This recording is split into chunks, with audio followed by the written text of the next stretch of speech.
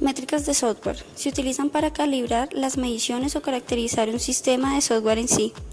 Las métricas son un buen medio para entender, monitorizar, controlar, predecir y probar el desarrollo de software y los proyectos de mantenimiento, según Bryan et al. De 1996. Unos ejemplos de métricas en la parte del producto es cuando incluye el tamaño, como la cantidad de líneas de código de un sistema. En proceso, cuando incluye el esfuerzo del trabajo, tales como el número de horas persona por el proyecto. Los datos faltantes o incompletos a menudo aparecen en las muestras de datos que se utilizan para construir modelos métricos. Hay tres clases principales de métodos para manejar tales datos que faltan, como son los siguientes. Uno de los métodos es la eliminación de observaciones incompletas por la eliminación por lista. El segundo es la estimación de los datos que faltan por métodos de imputación. Y el tercero son los métodos de máxima verosimilitud. Este último es el que vamos a verificar en este paper. Por medio de ensayos rigurosos, teóricamente verifica la significación estadística de los efectos de una determinada métrica indicador continua del modelo del objetivo métrico y sugiere también mantener la métrica continua del indicador en el modelo. Esta es una metodología para utilizar los métodos de máxima verosimilitud. Otra metodología u otro punto serían las siguientes. Por medio de pruebas rigurosas, teóricamente relevantes, significación estadística, verifica cómo refinó la categorización para un indicador categórico de una métrica especial que debe ser. Y también sugiere en consecuencia la posibilidad de combinar ciertas categorías, valores para ese indicador categórico. Optimización y simplificación matemática, perspectiva del modelo. Para cualquier modelo de métrica de software que se construye mediante el uso de los métodos de máxima verosimilitud o ML, tiene indicador tanto continuo y métrica categórica. Lo siguiente se generará después de que los métodos de ML converjan. Una matriz de varianza-covarianza convergida del objetivo métrico y todas las métricas de predicción continuas. Y una matriz convergente de los medios de la métrica destino y todas las métricas de predicción continuas para cada combinación de las categorías valores de métricas W1, indicador W2 categórico. Estas dos matrices convergentes pueden traducirse en la coeficiente de una ecuación de regresión LS, similar a la relación apuntar métrica con el indicador continuo y categórica métrica. La relación entre el objetivo y las métricas de predicción inherentes tales de una ecuación de regresión LS, como es exactamente equivalente a la de métodos ML después de la convergencia. La diferencia es que el primero solo se puede utilizar para la predicción en la condición ideal de no hay datos faltantes o incompletos en el continuo y métricas predictivas categóricas, mientras que en el segundo no sufren de esta limitación. Suponiendo sin pérdida de generalidad K, indicador continuo de métricas, y dos indicadores de métricas categórico W1 y W2 en el modelo, la ecuación de regresión LS se puede expresar de la siguiente manera. Y igual a B0 multiplicado por W1 y W2 más B1 X1 más B2 X2 más K más B(K) X(K).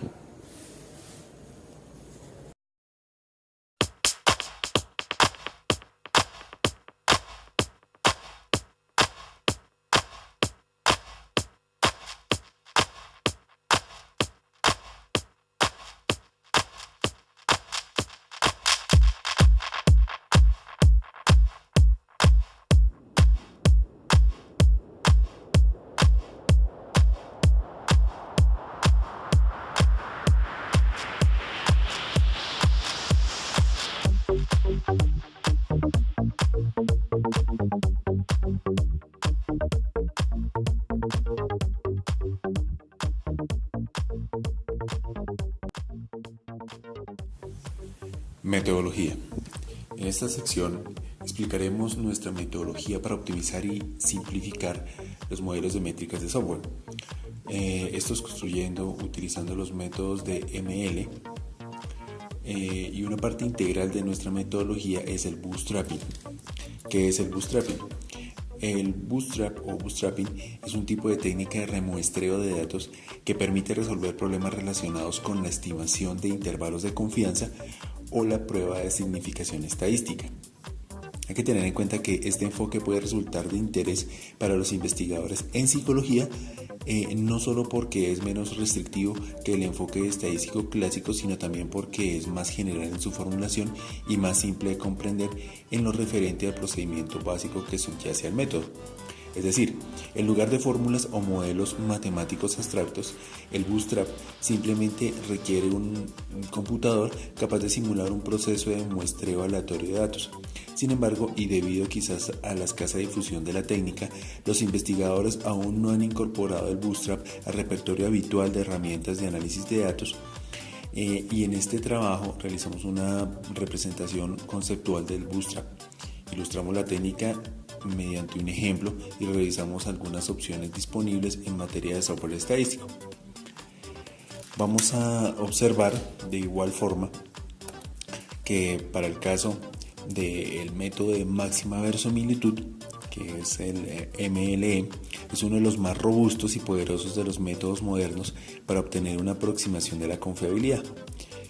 La evaluación por el método de máxima verosimilitud procura encontrar los valores más probables de los parámetros de la distribución para un conjunto de datos, maximizando el valor de lo que se conoce como la función de verosimilitud. La función de verosimilitud se basa en la función de la densidad de la probabilidad para una distribución dada. El método de estimación de máxima verosimilitud tiene varias propiedades que hacen atractiva su aplicación. Por ejemplo, es consistentemente asintótico. Significa que mientras que el tamaño de muestra aumenta, las estimaciones convergen a los valores correctos. Es asintótico eficiente. Esto quiere decir que para conjuntos de datos grandes produce las estimaciones más exactas. También es asintótico imparcial. Esto quiere decir que para conjuntos de datos grandes uno espera conseguir el valor correcto en promedio. La distribución de las estimaciones mismas es normal si el conjunto de datos es bastante grande. Todas estas son características excelentes para conjuntos de muestras grandes.